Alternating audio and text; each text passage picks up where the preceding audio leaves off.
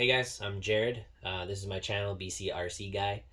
I went to my local hobby store today and I bought a blue Gladiator SCX24 by Axial. I wanted to do an unboxing video. I know there's a ton of unboxing videos on these rigs on YouTube, but I wanted to share my thoughts and opinions and just kind of go through a complete unboxing and some tests on my course that I made. So I messaged ahead of time and asked what they had in stock. They had a blue one, two blue ones in stock, I suppose, which is perfect because I was actually looking to get the blue one. The other option would have been this tan color that you see here, which is honestly an awesome color. It looks iconic on the real one, but I wanted the blue because the blue it kind of pops, right? And I have a yellow JLU, so to get the blue one just kind of made sense. I will say the color options for the Gladiator, though there only is two, they're significantly better than the color options for the JLU. I'm not totally sure why Axial chose to go with yellow and white for the JLU. Regardless, I ended up with the yellow one. A lot of people say it kind of looks like a school bus, but honestly, in person, it looks a lot better than like if you're watching reviews about it. So if you're watching reviews about it and say you're going to order it online, I highly suggest you actually see them in person first because honestly, the yellow on screen doesn't look good, but when you see it in person, it actually looks pretty good. I'm pretty happy with it. But that being said, the color choices for the Gladiator are significantly better. So we're gonna do an unboxing today, kind of go through this. I'll just share my thoughts and opinions about what you get and how it looks, and we'll go from there. So okay, so let's open this thing up. We'll take a look at what we got inside here.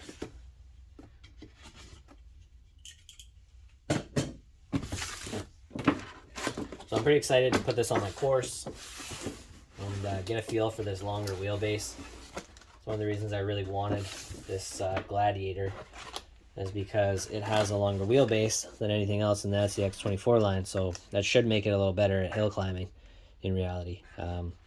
Though it's easier to center, get a high center of gravity on a longer wheelbase, it also makes them more stable for hill climbs. So that's one benefit to the longer wheelbase. I have experienced that in real life with real rock crawling. I have built a few trucks with different wheelbases, rock crawlers with solid front axles, and certainly the longer wheelbase to a point is a good option for climbing.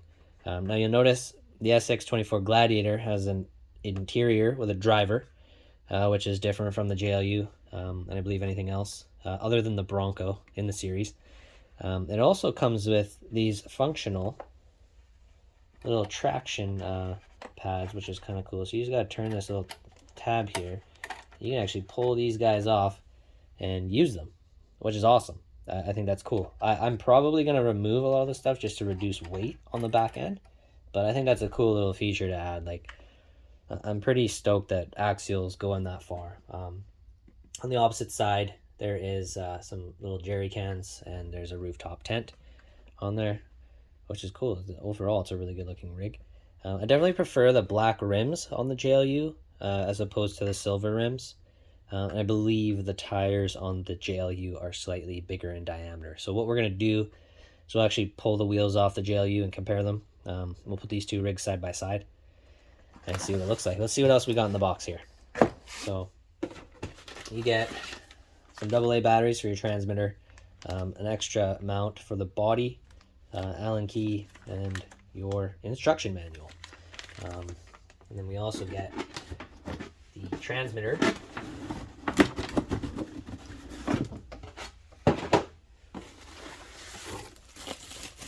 which is the Horizon Hobby unit, and this is a great unit compared to the older version. So I do really like this transmitter, the newer style one. One thing that was nice about the old style one is you had 3 levels of speed, so you had low, medium, and high, which was kind of cool. But to be honest with you, I do like the way this handles compared to the old unit altogether.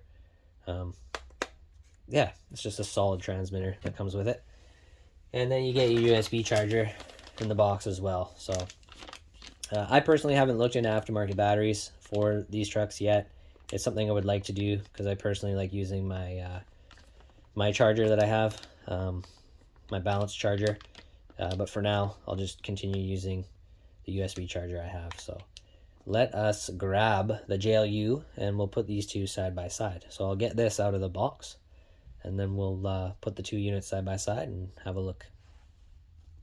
All right, so full disclaimer here, I actually lost my footage that I had originally of the unboxing.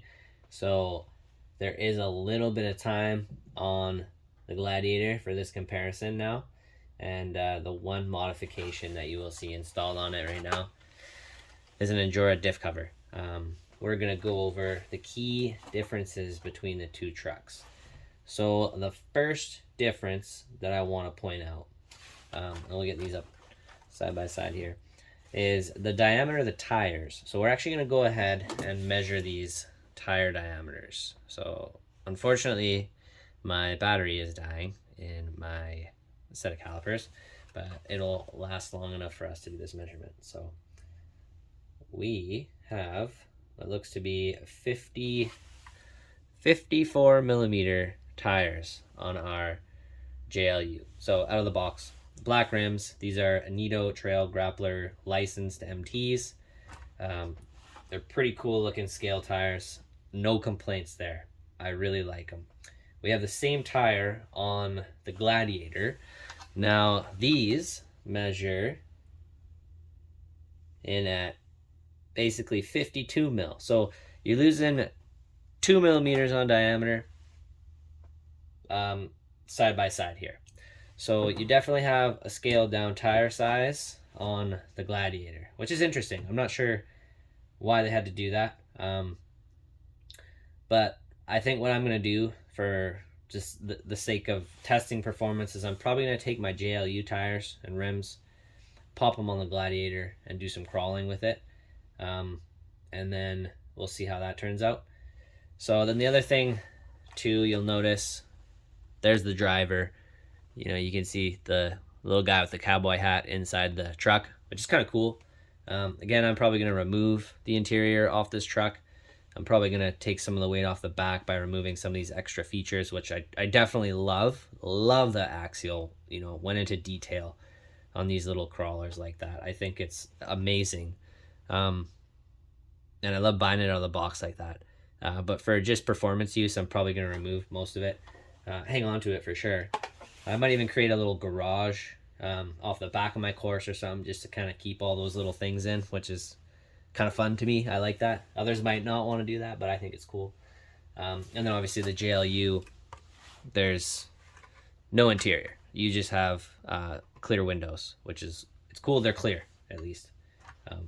Can't say the same about my Axial base camp. Definitely doesn't have clear windows, which is interesting. But that's another topic for another day. So we'll focus on the SCX24s here. Okay, so getting a front view of the two trucks, you can see the tire diameter difference. Again, it's not huge. It's 2 millimeters on diameter. That's really not a massive difference. But I guess in the scale of these trucks, it is, in a sense. Now, obviously, the wheelbase of these two trucks is very different. The JLU comes in at 5.2, and the Gladiator comes in at 6.1, if I'm not mistaken. And what we're going to do is we're going to grab my calipers and we're going to measure that. I just want to point one thing out. I'm going to grab the box and bring it over here.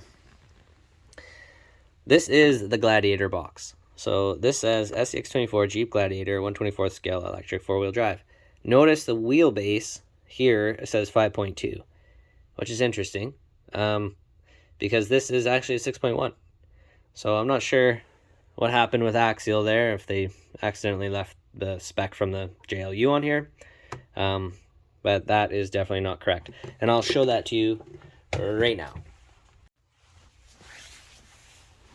Okay, so we have the JLU. I'm going to keep these springs compressed. I have the Endura springs, I have the factory springs, but on Endura bodies, shock bodies in here. So we take the Jeep, we hold it upside down here. We will go to Imperial, and we'll take a measurement. So this is just going to be by eye, from center to center of the wheel hubs. So that is just over 5.2. So it's 5.2 is what they're going for. So we got a 5.2 inch wheelbase on the JLU. We'll take the Gladiator, and you will notice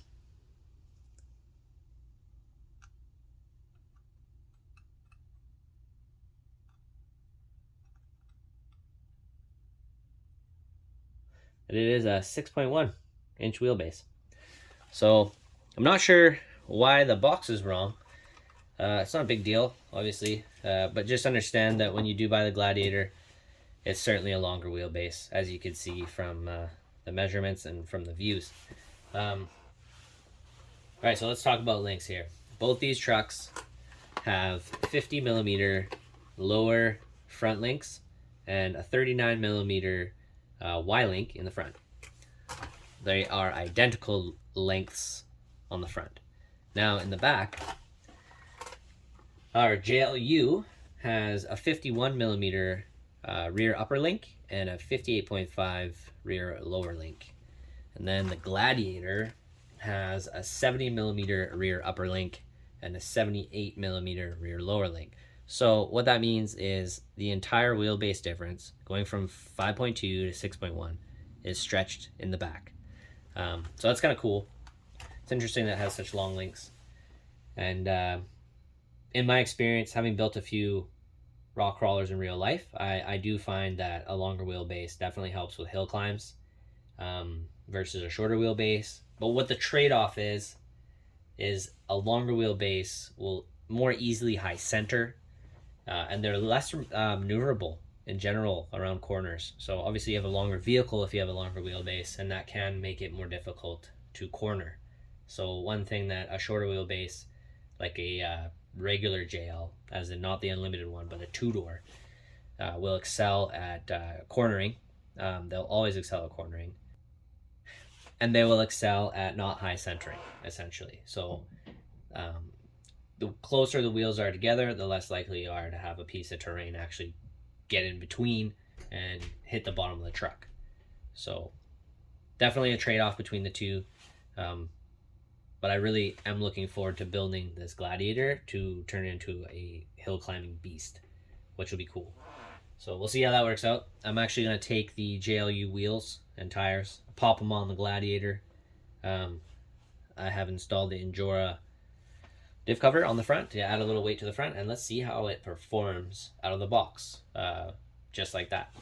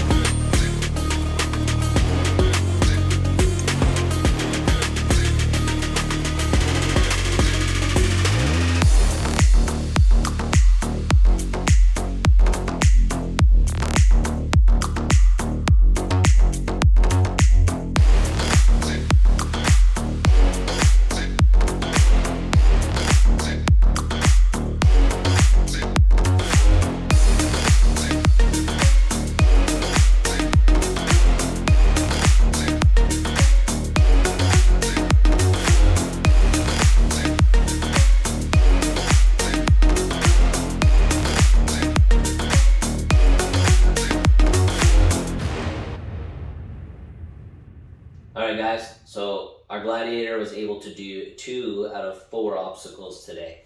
That's not bad. The JLU was able to do 3 out of 4 out of the box.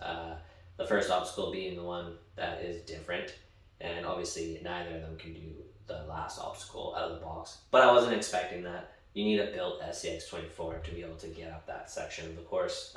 Tires being probably the most important. So obviously we did 2 mods to our Gladiator for the video.